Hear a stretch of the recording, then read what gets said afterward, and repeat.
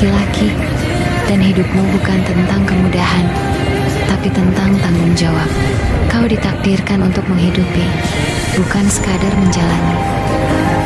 Jika kau bekerja tanpa gelar, maka jadikan fisik dan tekadmu sekuat baja. Jika kau gagal, jangan meratap, bangkitlah. Jika kau menang, jangan tinggi hati, rendahkan dirimu di hadapan Tuhan. Sebab hidup seorang laki-laki tak penuh perayaan, kecuali saat ia lahir dan saat ia pergi.